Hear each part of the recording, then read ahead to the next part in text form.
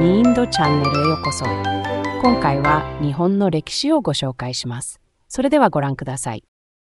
Di Hagakure disebutkan bahwa seorang samurai diharuskan bangun, mandi, menata rambutnya setiap hari. Semua aktivitas itu dimulai sejak jam 4 pagi. Bila tidak bertempur, apa yang dilakukan oleh para samurai kekaisaran Jepang sehari-hari? Samurai makan pagi saat matahari terbit dan istirahat saat hari gelap.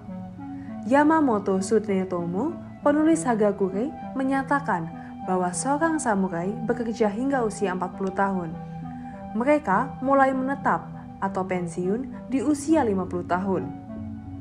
Sehari-hari, samurai bekerja di kastel daimyo atau di perkebunan. Biasanya, makanan yang disantap para prajurit samurai itu cukup sederhana. Misalnya, nasi, kedelai, ikan, sayuran, rumput laut, dan buah-buahan. Pasokan protein utama mereka berasal dari makanan laut. Pada masa damai di Kekaisaran Jepang, samurai senang berburu bebek, babi hutan, atau rusa. Mereka tidak hanya menghabiskan waktunya dengan menggunakan baju zirah, tetapi mereka juga mencintai seni. Samurai menyukai kaligrafi, puisi, dan bahkan merangkai bunga. Mereka juga suka melakukan permainan shogi atau go. Pelatihan samurai di Kekaisaran Jepang. Dalam hal pelatihan, samurai dilatih untuk teknik pedang atau kejutsu tertentu. Di zaman negara-negara berperang di Kekaisaran Jepang, sekolah ilmu pedang berkembang.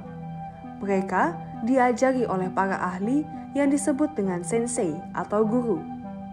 Seorang sensei abad ke-17 mengatakan bahwa samurai harus rajin berlatih teknik pedang setiap hari dengan menggunakan pedang kayu. Samurai harus mengembangkan harage atau konsentrasi mental dan harus fokus pada ki atau energi kehidupan. Untuk mengontrol energinya, samurai harus melakukan tindakan berulang yang disebut dengan kata. Mula-mula, ia melakukan secara perlahan, kemudian secara bertahap dipercepat untuk dapat meningkatkan daya mematikannya. Kata didasarkan pada serangan, serangan balik, dan strategi pertahanan.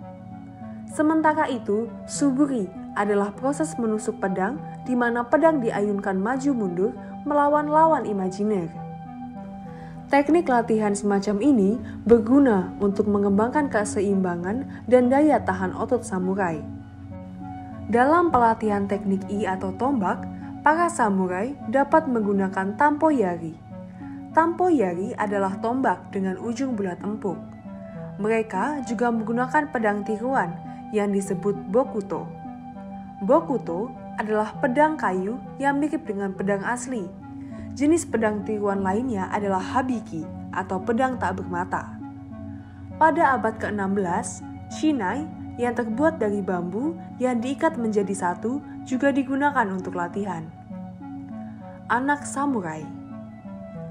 Ketika seorang anak lahir dalam keluarga samurai, ayah bayi atau seorang pendeta hadir saat proses persalinan.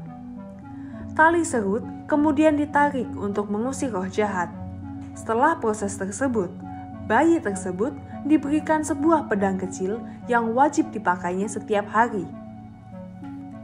Pada usia 3 tahun, dia mulai berlatih dasar-dasar anggar menggunakan pedang kayu. Dan pada usia 5 tahun, si anak menerima potongan rambut pertamanya dan diberikan pedang asli yang disebut dengan Mamori Gatana. Pedang tersebut berguna untuk melindungi dirinya. Antara usia 13 hingga 16 tahun, samurai muda menjalani Genpuku, sebuah upacara peralihan.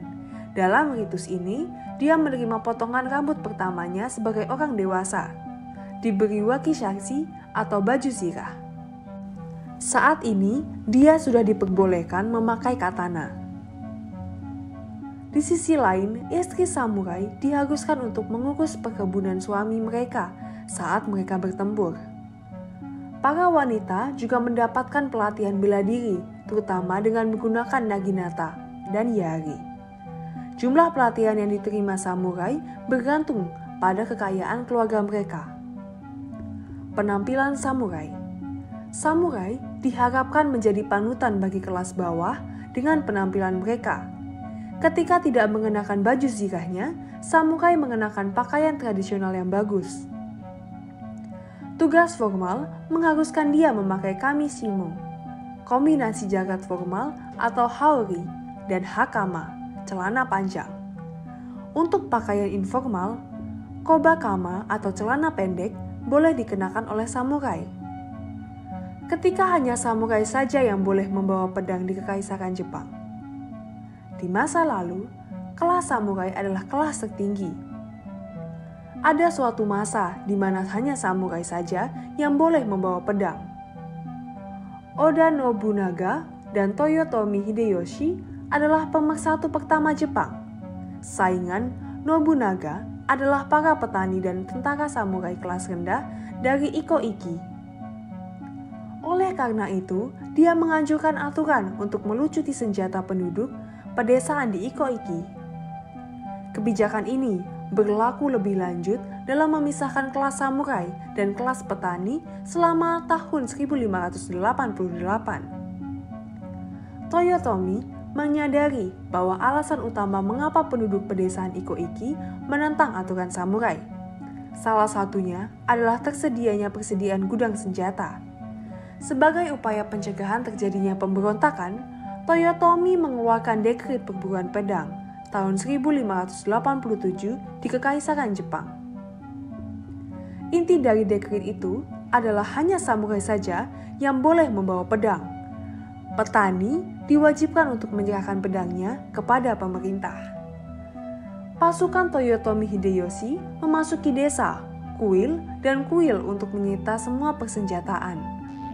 Jenis senjata yang dibebaskan adalah tombak, senapan, dan pedang. Sebuah dekret pemisahan kemudian ditiru pada tahun 1591 yang mengutamakan profesionalisme tentara.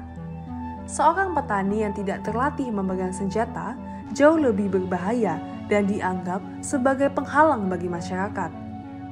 Dekret tersebut secara khusus membedakan fungsi militer dengan fungsi pertanian. Seiring dengan berjalannya waktu, kelas samurai pun menghilang dari Kekaisaran Jepang. Pemerintah shogun akhirnya digantikan oleh Kaisar Jepang. Seorang samurai tidak selalu berada di medan perang.